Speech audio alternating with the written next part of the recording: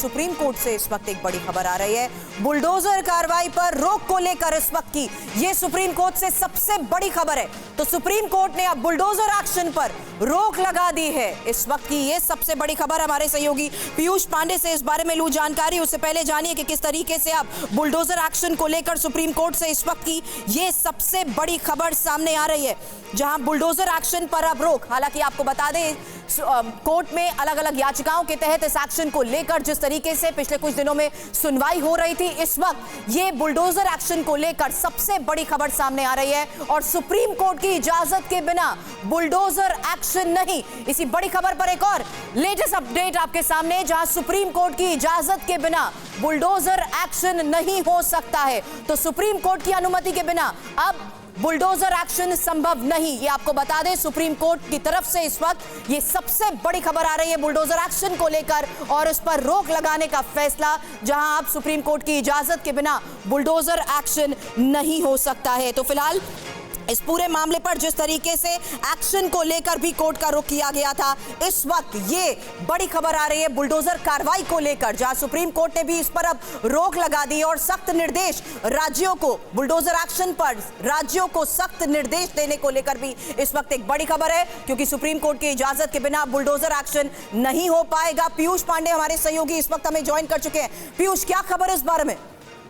देखिए Surabhi, supreme court ने सीधे तौर पर रोक लगा दी है और जो भी राज्यों में बुलडोजर एक्शन लिया जा रहा था, इस बेसिस पर कि अगर किसी व्यक्ति के खिलाफ कोई आपराधिक मुकदमा दर्ज है तो ऐसी स्थिति में उसके घर को तोड़ दिया जाता था और या फिर उसकी किसी भी संपत्ति को नुकसान पहुंचा दिया जाता था। तो ऐसी किसी भी गतिविधि पर सुप्रीम कोर्ट ने पूरी तरह से रोक लगा दी है।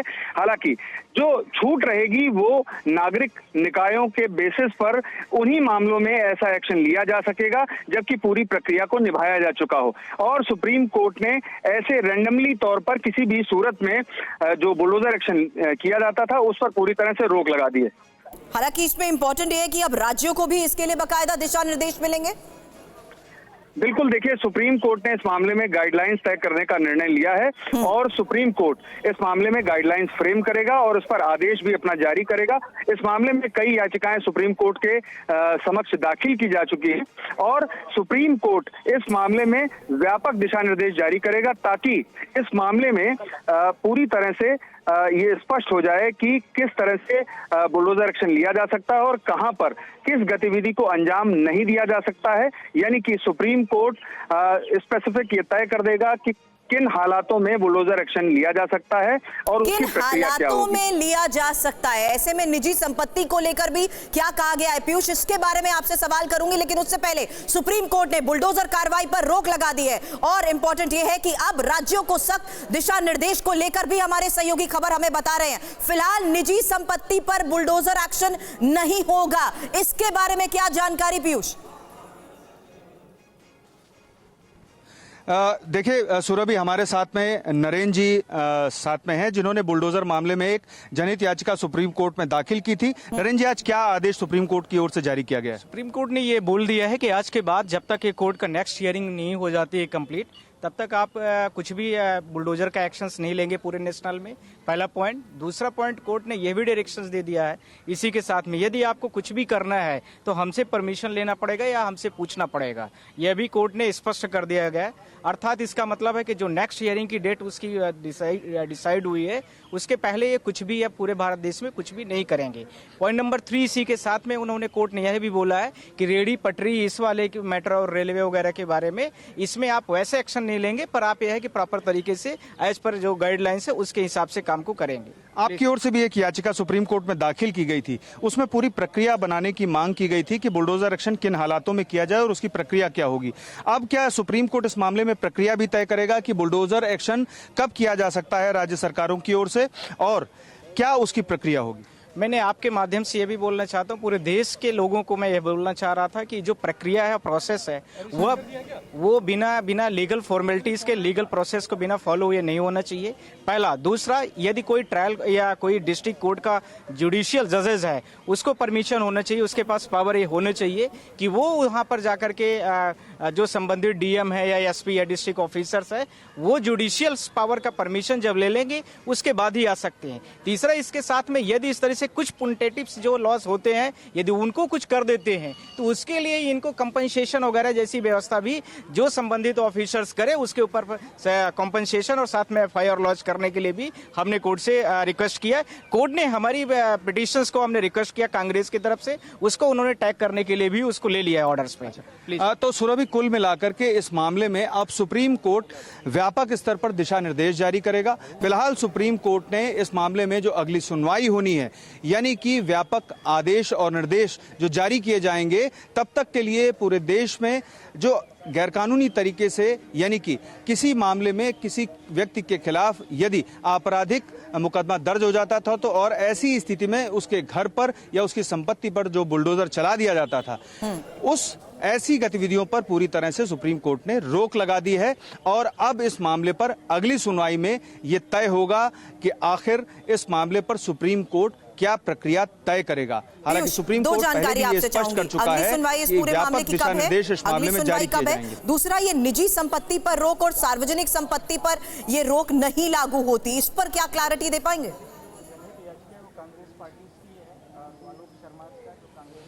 देखिए, बिल्कुल इस मामले में जो निजी संपत्ति है, निजी संपत्ति का सेंस ये कि किसी का घर है और वहां पर बुलडोजर अचानक चला दिया जाता है, उसे नोटिस नहीं जाता है, और ऐसी स्थिति में वो जब अदालत का दरवाजा खटखटाता है तब सरकार को ये पता लगता है या सरकार का जवाब आता है कि नहीं, इस मामले में प्रक्रिया पूरी तरह से निभाई नहीं गई। तो ऐसी गतिविधियों को लेकर के सुप्रीम कोर्ट ने स्पष्ट कर दिया है कि पूरी तरह से रोक रहेगी।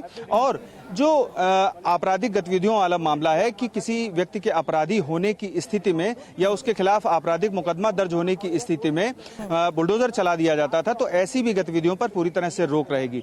सार्वजनिक स्थलों पर जो कब्जा किया जाता है उस पर पूरी प्रक्रिया निभाई जाती है और उसमें जो नगर निगम होता है या विकास प्राधिकरण होता है उसकी तरफ से नोटिस जारी किए जाते हैं, और वो 3 नोटिस जारी किए जाने के बाद यदि कोई स्पष्ट जवाब नहीं दिया जाता और उस स्थान को खाली नहीं किया जाता है, तब ऐसी स्थिति में बुलडोजर चलाया जाता है। तो ये जो प्रक्रिया है ये निभाई जा सकती है, क्योंकि इसका सेटल्ड लॉ है और बाकायदे हर एक राज्य में नगर निगम से संबंधित इसका कानून है।